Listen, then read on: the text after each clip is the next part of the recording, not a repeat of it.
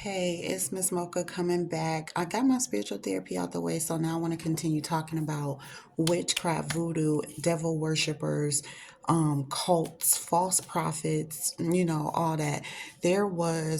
So to talk about real quick, my false twin. So, false twins are like, what the devil will send in. So, the devil comes to kill, steal, and destroy.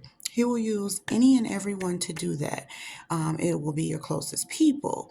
Anyone that he's able to use that is weak-minded for him, he'll use them so that you won't achieve the level of spiritual maturity that God wants you to. He won't let you level up spiritually. He doesn't want you to get close to God. So he'll keep sending, his fallen angels at you to knock you off. Okay. So on this journey, the 144,000 journey, we have divine marriages. We have kingdom marriages or twin flame unions or however you want to call it. Pretty much everyone should have this, but the chosen ones, the 144,000, are like the first fruits. So if you read in the Bible, it starts out with them, their journey. That's why I'm studying it right now. Because somehow, we are here in the present moment. I don't know how. I know it sounds crazy. I can't explain it. All I could do is just keep reading the Bible to learn more about them so I can learn more about myself and, other people that are a part of the 144,000. Anyway, God started with us and he created, life, marriages, how it should be. He taught them the way, gave them inheritance. And so now, here in our day and age now, it's still the same thing. However, the devil is working hard to stop us from getting those inheritance, to stop us from coming into union with our spouse that God gave us.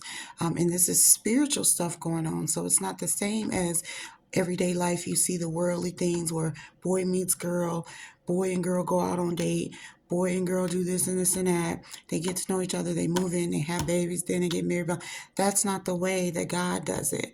God brings, like in the Bible, he brings the woman to the man. The man, wakes up to say, first he puts the man to sleep, makes the woman out of his rib. The man wakes up, he brings the woman to the man, and the man claims the woman as a woman, his woman, because she was made from him. And then the two become one flesh. They get married. Then they start being fruitful, having babies, all that good stuff. That's the order that it goes in. So what God is doing with us now is doing that same order. So he is calling his chosen ones to wake up, whether you're boy or girl, masculine or feminine. You're waking up, you're coming together with your spiritual spouse, and then you are not only, having love and the fruits of the spirits, a good home, a good foundation built on God. We also have a job to do as well. And so the devil is sending his little fallen angels to knock off God's angels so we don't, come together, we don't recreate, we don't do the job we're supposed to do for God. We don't do anything of God. He's trying to stop us. So with me, God woke me up first, not my twin or not my divine spouse or my husband. The We're both like a part of the 144,000. Only I woke up first. Okay, and so God told me who my spouse was way back in 2020. I thought, I was getting them in 2020. I didn't know I was going to have to wait this long, but okay, God, I see you. But anyway, during that time, because I wasn't aware of this journey, I didn't know anything, I was going around and mess with other people, still trying to find my husband. I was not really, I was up, but I was still, worldly. So I ended up messing with a guy that, come to find out, he was the false spouse or the false twin flame or the false whatever. And he was, of course, sent by the devil to knock me off. He was not sent by God to love me and be my spouse or be my friend or be in my life. He was sent by the devil to stop me from reuniting with my spouse, from getting to where God wanted me to go. And so I broke away from him, broke it off, ghosted, stopped contacting, however we want to say it, back in when I moved out of Chicago. So that would have been like 2022, 2022, I think. Yes. And when I did that, I started getting dreams. I started hearing all these things about what was done behind my back in Chicago, who was doing it. God was like revealing all the devil's fallen angels to me. And this guy in particular had I had my suspicions about him, but I didn't have the proof. And so basically he ended up doing some dirt behind my back to me. I know when I was around him, my phone went missing, and I made previous videos about this where he's hacked my phone. I call him the false twin because he was not the real spouse or the real twin flame. He was sent to stop me from getting to my real one, and they know each other. And so it just happened that way because my family was involved. All my family, well, I won't say all, but my family there in Chicago, they must have knew that I was, well, I know my sister knew that I was trying to meet my twin flame. And so they set up to have this guy that they knew that I would fall for because he was my type, you know, the type that I always went for, that I always loved. And of course, I fell right into the trap. And so that's how I started talking to him. It was like a setup so that they could stop me from getting with my real twin. However, God allowed it. Now I'm seeing it clearly. God allowed it to go that way because me and my twin had to grow spiritually. We had to mature. We had to wake up. He has to wake up. I had a job to do on my own. He has a job to do on his own for God. And then we come back together later in life. How later? I don't know.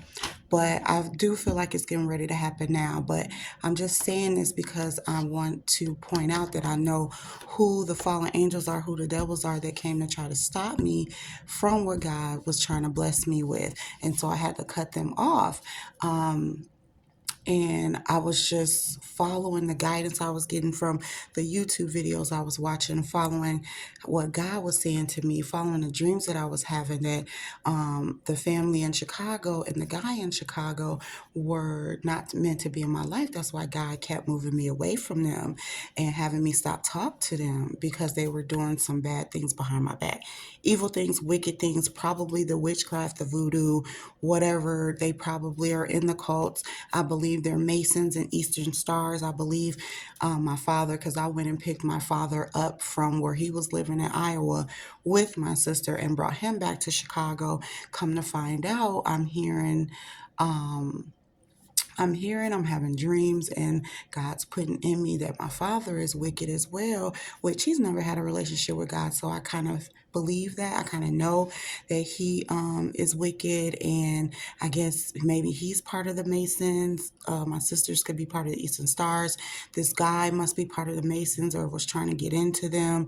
And so he agreed, like with my father and my sisters or whatever, to do these things to try to kill, steal, or destroy me so that they could be, followers of the devil or worshiping the devil or selling their soul, whatever they done. I don't really know all the details. I just know, I just feel little bits and pieces. And so I felt like he had hacked my phone.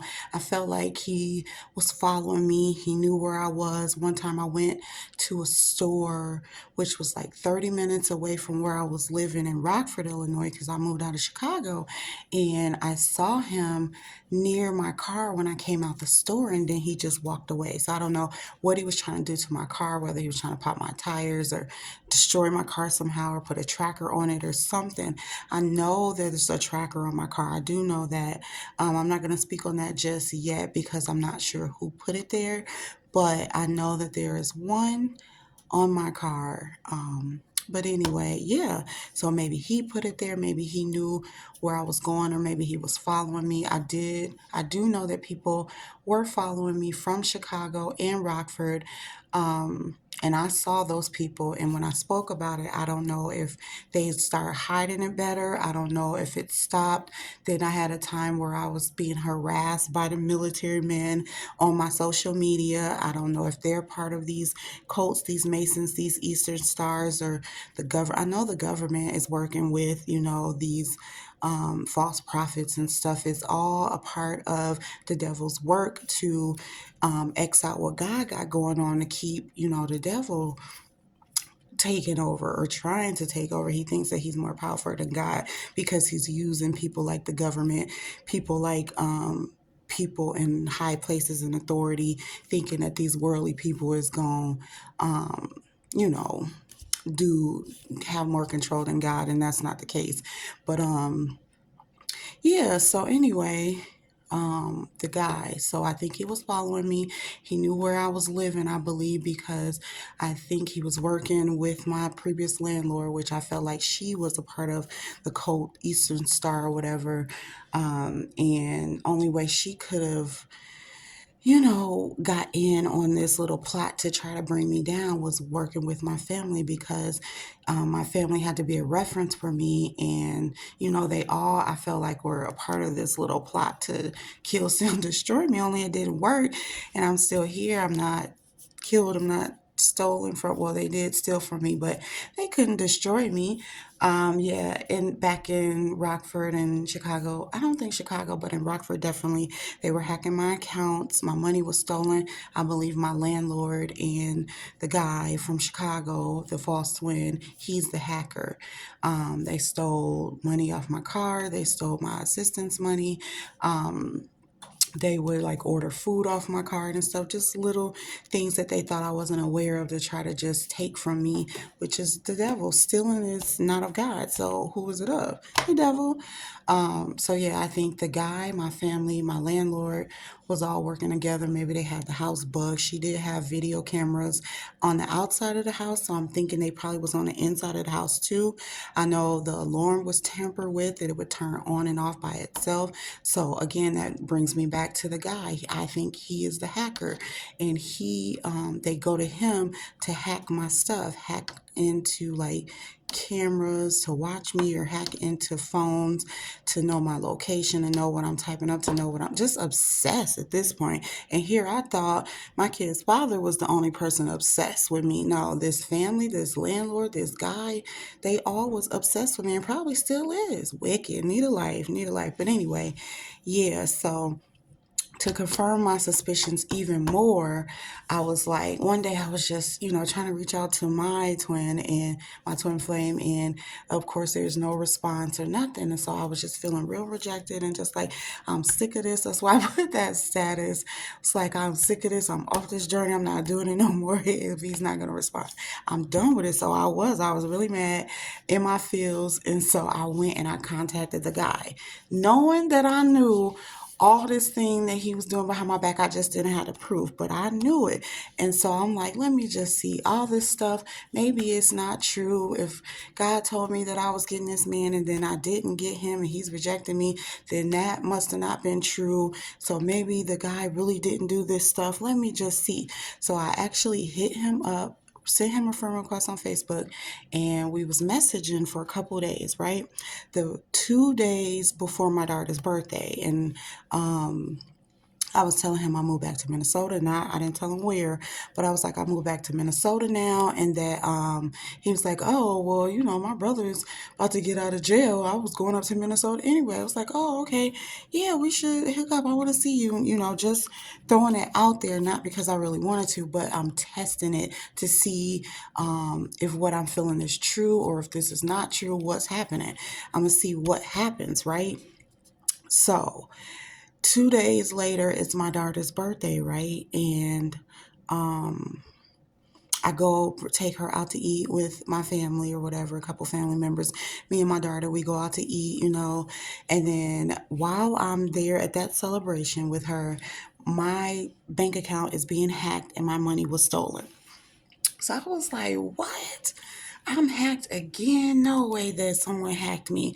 Then I thought about it. Who was the last people that I was around or in contact with? My family and this guy. I just talked to him, and I believe he was the hacker. He hacked into my stuff again. So I blocked him and, deleted and blocked him. I have no more contact with him because just in my soul, it was telling me it was them, either my family or him, or like my family doing witchcraft or voodoo, trying to hate on me and get this taken from me, or it was just him, holding a grudge, hating on me, having some type of vendetta with me because of how things played out. So at that point, I'm like, oh, okay, this is very much real. This man is very much wicked. He's very much this hacker. This is, it's not a coincidence. I keep getting hacked. Every time I'm talking to someone or around someone, I get hacked, whether it's the landlord, whether it's him, whether it's my family. Things are happening. So this is what I talked about in my video of being around cursed people, people that are miserable, people that work for the devil, that worship the devil, kill, steal, and destroy. They gonna bring you down. Your stuff is gonna start being cursed if you're around cursed people. So immediately I was like, nope, delete, block them, delete, whatever. I don't have to block them, but I'm definitely not his Facebook friend no more, and I'm gonna be done talking to him for real, because I know for a fact that he's the hacker. He's working. If he's working with my family, if it wasn't my family that night, which I strongly believe that it was, but if it wasn't, then it was just him on some mad shit. But yes, so they thought they was gonna hate on me because I was out enjoying my life, celebrating my birthday, my daughter's birthday. They thought that I was still gonna be down and out and stuck. See, when I was back in Rockford, and really Chicago. I was doing okay in Chicago because God was blessing me to do okay. But then when I got to Rockford, I had to take those 2 years, which no one understands. But God set me down for them 2 years because I had to create this channel, and do the work for Him. I had to do my spiritual therapy. That means I couldn't work a job. I could not do anything unless He told me, and He set me down for 2 years. I couldn't work. I couldn't have money for myself. All I could have was the public assistance. I was so mad. I did not understand. He would not bless me with nothing else. But he kept my bills paid, my rent paid. He kept me with the car. We had the food. My son was able to work. So we made it while I had to go through that wilderness period. It was very tough. I had to deal with people talking about me, talking behind my back, not being able to date or not, hook up with my twin or anything. People saying bad things about me, calling me broke, telling, like the kid's father wouldn't support the kids, wouldn't help me. And he knew my situation. So all I had was God. This is why I go so hard for God, because all I had was Him. Every single time that I was down and out, it was only God that lifted me up. Yes, of course, my mother would help out, or a family member like my niece or something would help out. Sister maybe would help out, but I'm the only one that has been single without a additional parent, without their father to help me, and I'm the one that always needed the most support, but the one that only got, the least support. But whatever, I chalked it up as an L, and I kept it moving. And I think people are mad because I always keep it moving. I never stay stuck. They wanted me to stay broke, down and out, crying, sad, depressed. No, I went on my spiritual journey, and I didn't have the material things or the finances, but I had my spirituality. I had God. I had the fruits of the Spirit. He was building my faith, giving me wisdom and knowledge, all these things that are priceless. The joy. They could not take my joy. They probably mad because I'm still smiling and laughing. They can't take my sense of humor.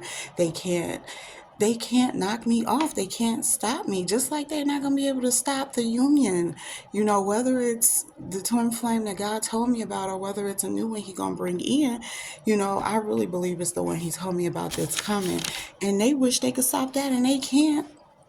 It's crazy to me because I know that they're working behind the scenes, being in these groups or whatever, these Masons, these Eastern Stars, working with the government, working with the landlords. Hell, they probably was working with my kids' teachers or my teachers back in the day. You know, I've always had problems with people in authority. Now I see why, because what if they was all working together to stop my path? They been knew about my path before I even knew about my path. And so that's why I got so, you know, people were against me so much, not wanting me to prosper and not wanting me to grow or not wanting me to mature. They wanted me to stay stuck, you know, stay down, stay lacking, stay without a husband.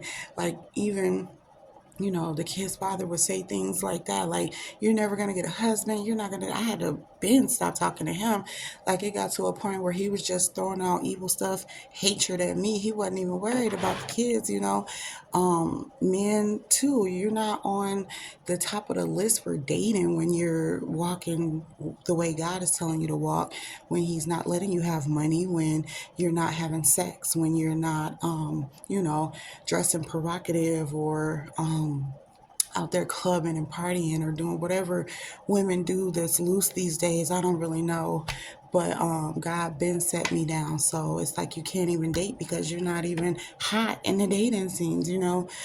He's building me to be a wife. And so I have to wait until he gives me the husband, because clearly it's not out here in the world. It has to come from the spiritual, because I'm not out here in the world. I'm come from the spiritual. So, I mean, I get it now that I'm 40, now that I'm out my wilderness, now that I'm mature, whatever, but spiritually mature. Now he's making me financially mature again. And I just wanted to say to those that cult people, Masons, Eastern Stars, whatever. I don't even know what y'all are, what y'all got going on. Only what I be hearing and stuff. And it's real sick. It's not of God. False prophets and people in the church that's only teaching about Jesus, you know, a little bit so that they could get tithes and offerings for their church. And so y'all is false. Y'all are false prophets. Y'all are not the real thing. Any pastor that's not teaching about the chosen ones and being an Israelite, who you really truly are, is not a real pastor. They were not sent by God. They're not the prophets that were sent by God. I'm sorry to inform you guys. Masons, Eastern Stars, God did not design these cults, cliques, whatever y'all want to call yourselves. Even the government now, God did not design the government to be this way. Racism and all that stuff is of the devil, just trying to keep population control and keep minorities, people of color down so that they won't prosper and be who God has originally called them to be, which are the Israelites, 144,000 plus everyone after that. So, like, it's so crazy because everyone is working together for the devil. They're like his fallen angels trying to kill, steal, and destroy God's people, God's angels, you know, and it's crazy, but we are waking up. God is waking us up now, because look at the world. We're needed, because the world is about dead and gone. Left it up to the devil and the weak-minded people who's falling right in his trap and working for him. That's crazy nonsense. But I see clearly now the people that was in my life who was not of God, and you take it lightly because you be like, oh, they don't believe in the Bible, okay, or they don't believe in Jesus, they're just lost. No, they're choosing not to believe in the Bible, choosing not to believe in Jesus, choosing not to read the Bible. Because why? Because they worship the devil. They're choosing to be for the devil. They're choosing to sell their soul. They're trying to gain money and fame and, I don't know, popularity, whatever. But you got to look at it. If people are not of the Bible, or if they are not wanting Jesus, or if they're not accepting him or wanting to even know him or godly or any way, you got to question them. I'm not saying all people like that are of the devil, but if you're not of God, then who is you of? You know? Even I could see if you're open to trying to get to know him, but if you flat out make jokes about the Bible, make jokes about Jesus, make jokes about it, like you really disregard Jesus and you disregard the Bible, then yeah, you signed up for the devil. And that's who I can't rock with you. A lot of us can't rock with you. God can't even rock with you. He gonna curse y'all devil worshippers and y'all witchcraft people, voodoo people, Easter Star Mason bitches, he's gonna curse y'all, like for real. Cause I know y'all been behind the scenes messing with me, cause it's a lot of them in Chicago. It's a lot of them probably in my family. My whole family probably them, and I'm the only one that's not. Only one that went to God. That's why people hate me so much behind the scenes. Think I don't know. Funny acting towards me and think I don't sense it and feel it. I'm an empath. I can feel these things. I can sense something. I know what you're about to say before you even say it. Like I can feel what you're thinking. But people don't think that these